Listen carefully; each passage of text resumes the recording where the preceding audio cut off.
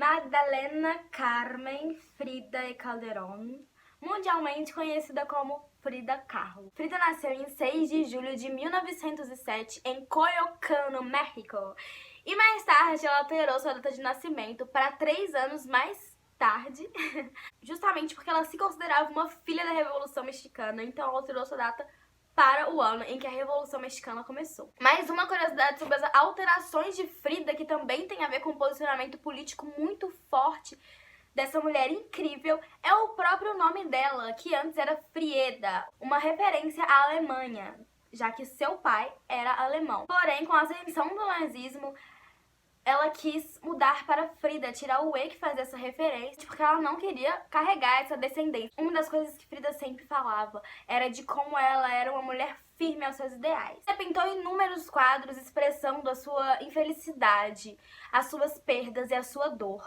Com essas obras tão tristes que representavam toda a sua história, ela expressou pelo mundo as cores, a vibração e a história do povo mexicano. A história justamente dessa dor da Frida começa muito cedo, lá pelos seus 6 anos, quando ela tem poliomielite, doença que fez com que ela tivesse sequelas em uma das pernas e que fez ela sofrer muito bullying na infância, muitas vezes sendo chamada de Frida da perna de pau, o que fez com que ela usasse desde cedo muitas calças e mais tarde usasse uma das suas maiores marcas, que são as enormes saias muito coloridas e chamativas. Mas isso não impedia a Frida de ter uma vida normal, justamente porque ela era uma pessoa de muita garra e de muita personalidade.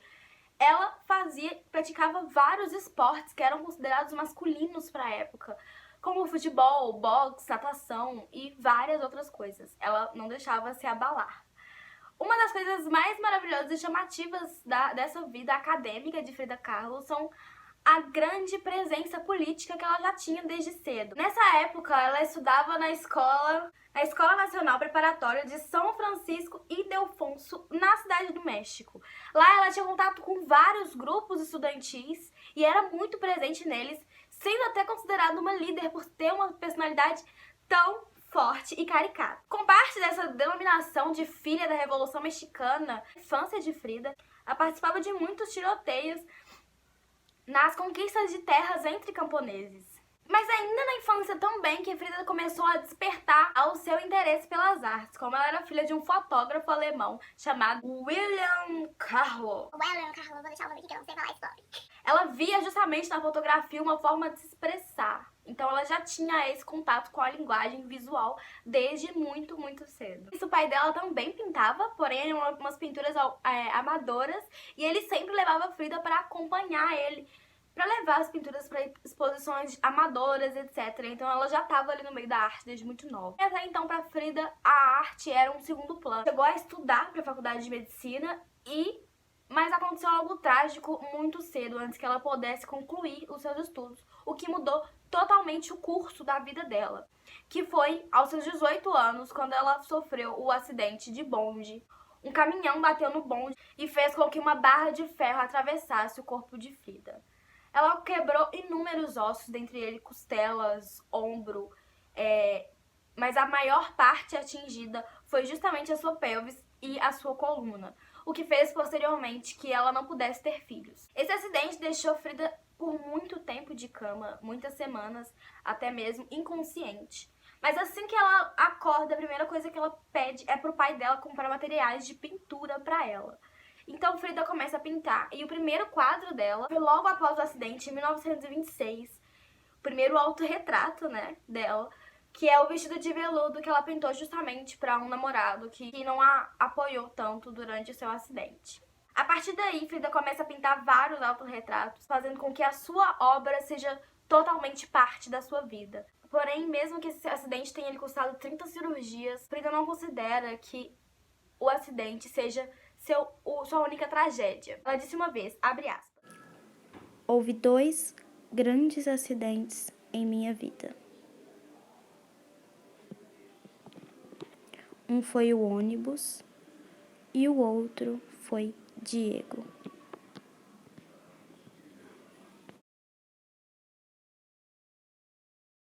O grande amor de Frida foi o muralista Diego Rivera, que era bem mais velho que ela e que ela já admirava desde muito antes de começar a sua carreira como pintora. Assim que Frida retoma seus movimentos, ela decide mostrar sua obra pra Diego. Então ela vai atrás dele, mostra as obras e ele adora. E aí vocês já sabem, né? Rola aquela química, né? Então eles se casam.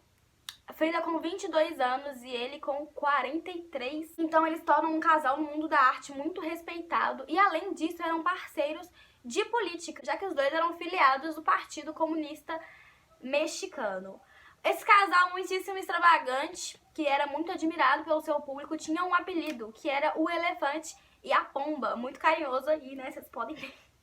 Diego nunca foi uma pessoa fiel. Se eu não me engano, 2 ou 3 casamentos anteriores já tinham sido acabados justamente pelo motivo de traição.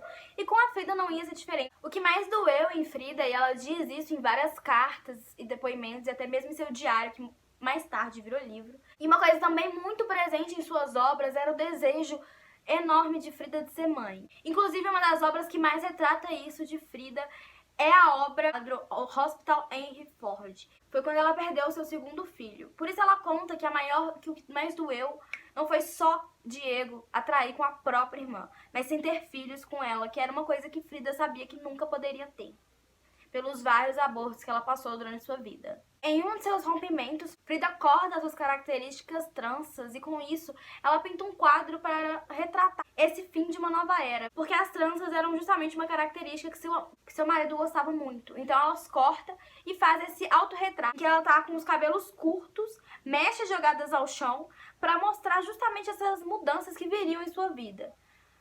Mas com toda essa conturbação e inúmeras traições, chega um momento do relacionamento deles que para Diego, tudo bem a Frida se relacionar com mulheres, já que a mesma era bissexual.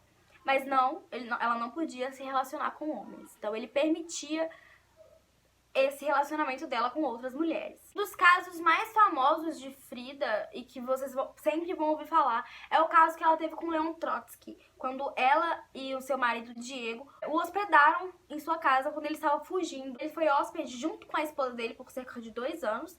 Ela também teve um caso com o poeta Vladimir Mayakovsky e com a cantora mexicana Chavela Vargas. Embora a traição era uma coisa constante no relacionamento de Frida e Diego, o casamento deles não aguentou e eles se divorciaram em 1939, quando Frida faz aquela obra magnífica que são As Duas Fridas, onde tem 2 Fridas conectadas por uma veia de mãos dadas, uma Frida com o coração partido e outra Frida com o coração bem cheio de vida. A com o coração partido também segura uma tesoura pronta para cortar a veia, enquanto a com o coração cheio segura um retrato de Diego nas mãos. E que Frida fica divorciada de Diego, ela foca totalmente todas as suas forças em sua carreira e pinta quadros icônicos. Dentre eles, esse que eu acabei de falar. E 1 ano depois, ela pinta aquele que ela tá com um colar de espinhos, onde mesmo que o pescoço dela sangre muito, ela ainda olha com aquela cara de super digna e forte de estar ali aguentando toda aquela dor. E como vocês já sabem, Frida e Diego terminam juntos até o fim da vida de Frida. E um dos quadros mais icônicos que ela tem com ele é Diego e Eu, onde Diego aparece como se ele fosse um terceiro olho, ou como se ele estivesse na mente de Frida. Frida tinha uma característica muito grande em suas pinturas, que era justamente expressar até mesmo a sua dor física, como no quadro que ela pintou em 1944, que foi A Coluna Partida, que particularmente é um dos meus quadros preferidos. Inclusive, Frida, por causa desse e de vários outros quadros, era considerada por muitos admiradores como uma pintora surrealista. Quando ela fica sabendo que estão comparando as obras dela com o surrealismo, ela diz, abre aspas, Nunca pintei sonhos, apenas minha realidade. Frida nem sempre foi um sinônimo de beleza, que é uma coisa que deixa as pessoas muito curiosas quando elas descobrem.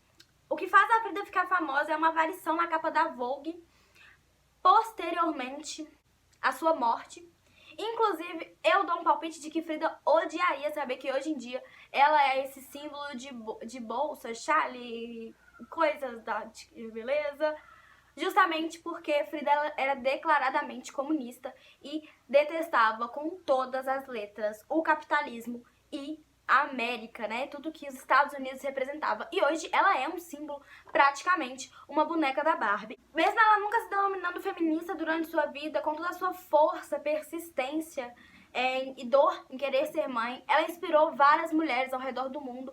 E hoje ela se tornou um símbolo do feminismo. Frida pinta ao longo de sua vida cerca de 55 autorretratos, com seus bichos, suas cores e suas dores, demonstrando como ela tinha vários animais de estimação, dentre eles pombos, macaquinhos, como é que chama? Pavão. Ela tinha vários bichos e ela sempre os retratava muito em suas obras. Em 1940, Frida é internada em um hospital com sérios problemas de saúde, que foi quando Diego vai atrás de Frida imediatamente para reatar o relacionamento deles, e ela aceita ele de volta.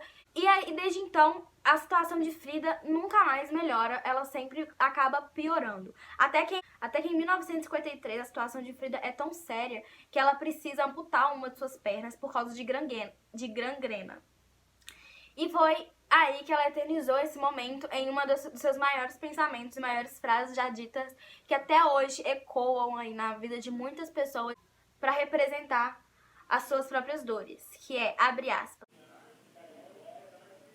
Pés, para que os quero, se eu tenho asas para voar. No mesmo ano, Frida finalmente tem uma exposição de sua obra no México. Então ela vai até a exposição em sua cama. 8 dias antes de morrer, Frida termina seu último trabalho, que é denominado de Melancias, mas que ficou conhecido por uma frase esculpida nela, Viva la vida ou Viva a vida. Em 1954, Frida falece de embolia pulmonar, resultado de uma forte pneumonia que ela viveu, mas alguns historiadores não descartam o fato de que pode ter sido suicídio, já que as suas últimas palavras em seu diário foram, abre aspas, Espero que minha partida seja feliz. E espero nunca mais regressar. Ela foi encontrada morta na mesma casa onde ela nasceu e passou grande parte da sua vida. Em 1955, essa mesma Casa Azul se torna um museu que está aberto até hoje em memória de Frida. As obras de Frida inspiram muitas pessoas posteriormente, entre elas músicas, livros, filmes e até mesmo a coluna Partida já virou até figurino. Sua biografia ainda é vista muito em filmes, em 2 filmes e em vários livros, inclusive o diário dela, que virou um livro posteriormente. A memória de Frida ainda vive a personalidade forte e marcante em suas obras e em muitas pessoas. Se você gostou desse vídeo, não esquece de deixar o seu like, que é muito importante para esse canal. E corre lá pro meu Instagram, que eu fiz um vídeo só de curiosidades sobre a vida dessa personalidade maravilhosa. Eu espero que vocês gostem e até a próxima!